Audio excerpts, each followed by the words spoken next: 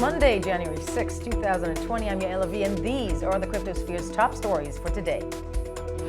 Oil and gold prices are up over Middle East tensions, but where does Bitcoin fit in? Bitcoins for burgers is Venezuela's crypto most advanced test case. And finally, John Mcafee proves yet again why he is the industry's biggest troll. The killing of the commander of Iran's Al-Quds forces, Qasem Soleimani, has been dominating nearly all the news narrative since the United States drone attack on his convoy this past Friday.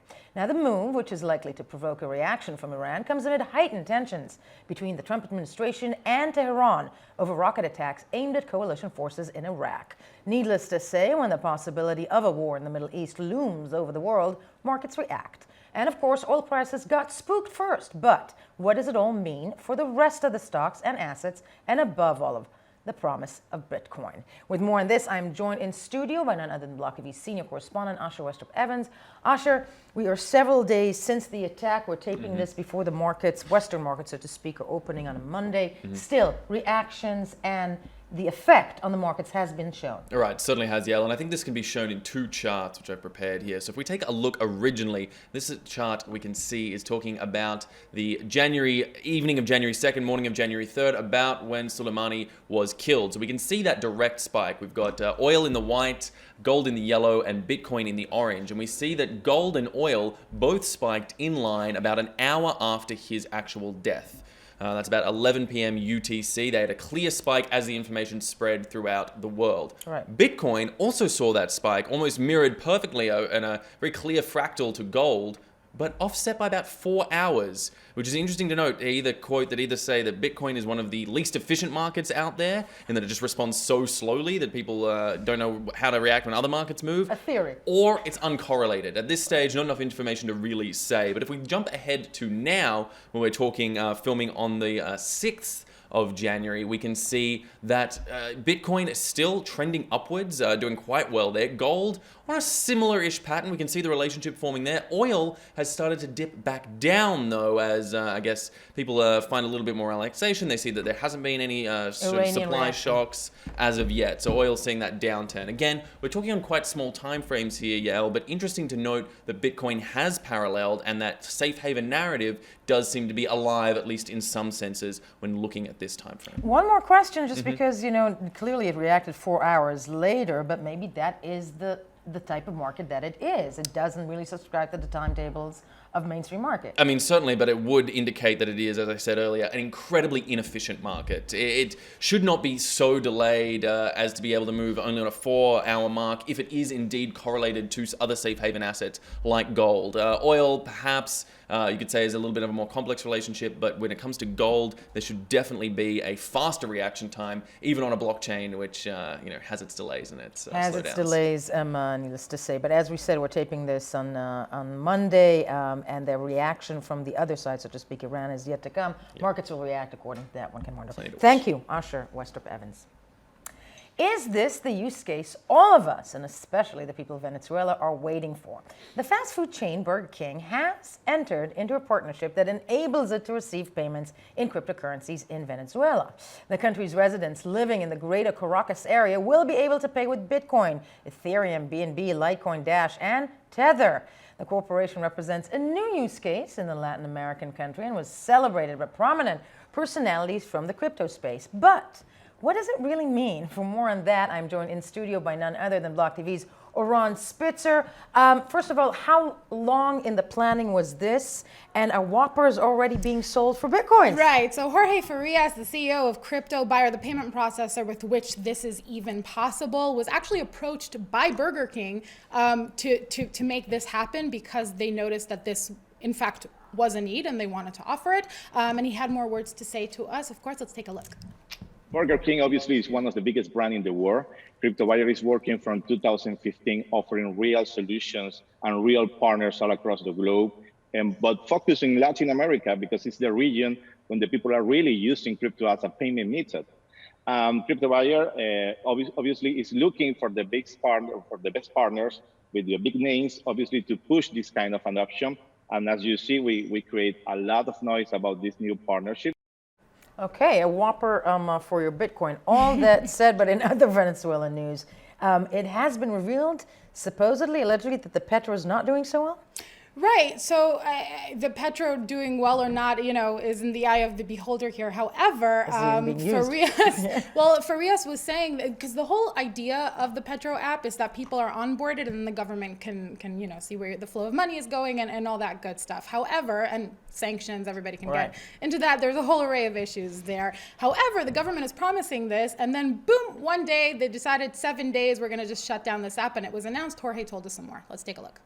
The general public don't know how works the petro. In fact, actually, yesterday the government announced that the petro is going to be shut down for 7 days. That this just announced yesterday. This maybe can be two things, or the system works so great that maybe it needs to make some audits, or simply don't work. We need to see what is the next step about the using of the petro. But the reality right now is the government decides to stop the operations yesterday for 7 days. And this is another example of how the cryptocurrencies can be a huge innovation for payments in the region. Now, the world's biggest Bitcoin mining company, Bitmain, is going through tough times, to say the least, with ongoing infighting amongst its senior management. And Yona Hochhauser is here with the latest from the Chinese giant's battleground. Yona, firing, Twitter, spats, what's going on? Exactly. I mean, it is chaos at Bitmain, the world's largest producer of Bitcoin mining equipment. It's Bitmania, as I like to say. Well, first off, multiple reports are announcing they plan to lay off half of the company's employees to go along with a recently announced or came to light January 2nd that Jihan Wu, the CEO, is no longer the legal representative of the company. That falls on CFO Lu Yaolu to be legal representative to the world, as well as former co-founder Mcafee Zhan, who was forced out last month by Jihan Wu. He is suing the company in the Cayman Islands courts, alleging that it was illegal what the shareholders did. Essentially, the shareholders diluted his Class B shares, taking away voting power from him, allowing him to be kicked out. Mcafee even went further. In a letter to Weibo, he announced, or he even said, that he's against the company's laying off these employees. He said there's no reason for it. They can afford to pay these employees. He is a big fan of the company's AI efforts. That's the reason why they hired these employees. And Jihan Wu, of course, pivoted away from AI back to Bitcoin mining when he took over. So the result of this lawsuit will see a rippling effects for the company, both in terms of their employees as well as their focus. Yona Hochhauser, thank you for that report. The cat and mouse game between the SEC in the United States and Telegram continued over the weekend in a series of letters filed to the New York Southern District Court. The correspondence focused on whether the social media giant had to hand over financial records from its $1.7 billion ICO. Asha Westrup Evans is back in studio with the latest developments, but first a reminder of how this entire saga began. Telegram, founded in 2013 by brothers Pavel and Nikolai Durov. The messaging service has over 365 million lifetime downloads as of August 2019. In Q2 2017, Telegram began developing the Telegram Open Network, a blockchain network that will work on the Telegram messenger service with native tokens, grams. Then, in 2018, Ton completed a blockbuster ICO that raised about $1.7 billion by selling gram tokens to accredited investors in 2 phases. In the first phase of the ICO, each token was available at 37 cents, and that figure rose to $1.33 in the second phase. In July 2019, Japan-based exchange Liquid conducted a public gram token sale of secondary market grams. September, Telegram released the TON network code for the community to try out full nodes. Then, October 11, 2019, disaster. The SEC announced that it had filed an emergency restraining order against the Telegram group and its subsidiary, TON. Scrambling to respond, Telegram sought investor approval before announcing October 23rd that it is pushing the TON launch date back from October 31st, 2019 to April 30, 2020. Telegram is supposed to face the SEC in court February 18th and 19th, 2020. Asher Westrop Evans with me in studio. What is this latest exchange of the saga known as the Telegram and SEC fight? Okay, so all eyes now fall to Judge Castle in New York, who has to decide whether the SEC's request for the entire financial records of the $1.7 billion ICO that Telegram did way back in 2017 is entitled to be given to the court. The SEC made the filing on Thursday for the documents, requesting that the documents be given to them by the following business day, Friday. Now, Telegram's lawyers have come out saying that this is an unfounded phishing expedition and that it has no bearings on the claims of the case and is not relevant to the wider case as a whole. So as I said, it's up to Judge Castle to decide whether or not this moves forward and whether Telegram is obliged to give this information. That being said, if we look to precedent in the past, in accordance with the Howey test, which is what they're having to face to determine whether or not these Graham tokens are considered a security or not, it is usual to have a look at all the information financially for the SEC. So in the long run, that may be what they have to do, but it certainly is a cat and mouse game being played. And as of course, Telegram keep claiming all of this sprung on them last second, that they were in touch with regulators the whole time, and then all of a sudden the SEC flipped. That said, there is a next level in this legal battle. What is it? So moving ahead, we've got Pavel Durov, the CEO of Telegram, said to be deposed January 7th and 8th in an agreed location in Dubai in the United Arab Emirates. And then, of course, the major court hearing, the big event, the Rockstar Battlefront event will be held February 18th and 19th in the district courts in New York. Asher Westrop Evans, thank you for this report. Pleasure.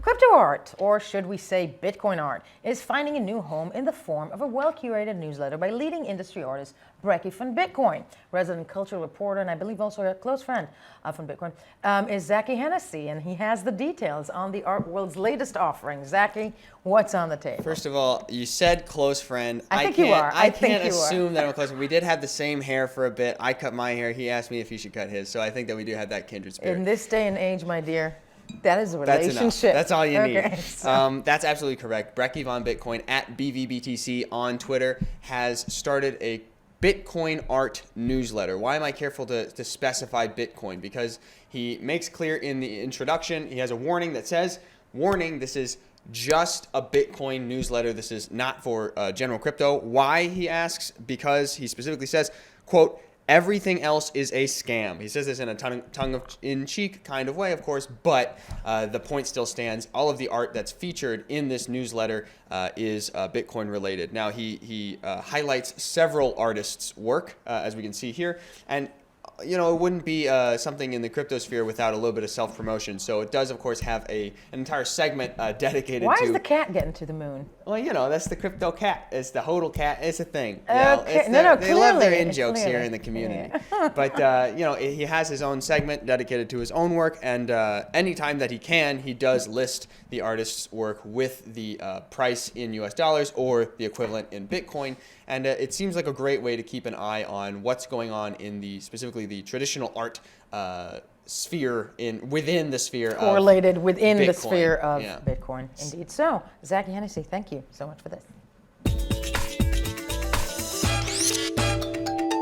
And it's now time for Troll of the Day. And today, of course, none other than, yet again, John Mcafee, who's been on somewhat of a sexual spree. Yona Hochhauser is back with us, the best man, to bring us the latest from the biggest troll out there. Yona, what's he up to now? Thanks, Elle. Well, John Mcafee, of course known as the troll's troll, the head troll, the man himself, he famously said a year ago that he will eat his own dick if Bitcoin does not reach a ridiculously high amount. And of course, it did not. But he recently tweeted to clarify he didn't really mean it. Eat my dick in 12 months, that's a mere ruse. That was me just trolling. Bitcoin is ancient technology. Who even cares about that old Bitcoin? And he actually went on a show and spoke about and explaining this troll. Let's take a look. Right. So to read that, wait a fucking minute. At that time, anybody who was into crypto knew how ridiculous that was. We all know it has zero privacy, zero smart contracts, zero distributed applications. It was the first. It was a goddamn prototype, people.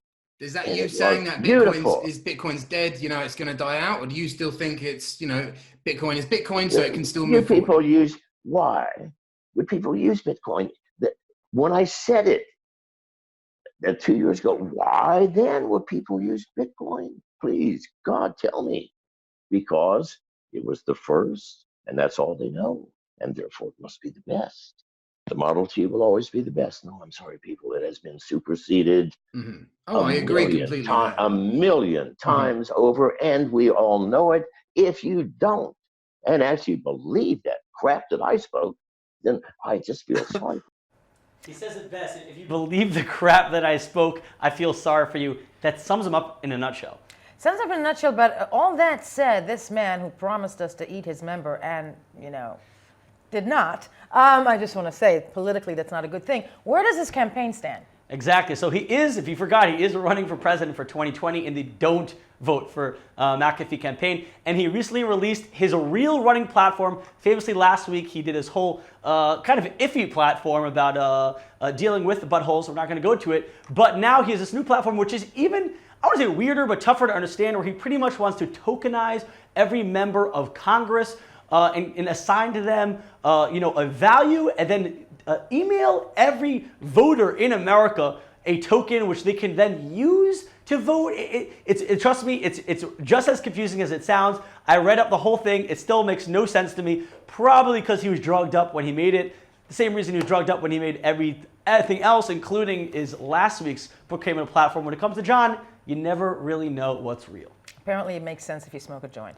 Yona, thank you so much for that one. And of course, that was Around the Block for today. Thank you for watching. For more blockchain, tech, cryptocurrency news, visit us at www.blocktv.com and have a great day.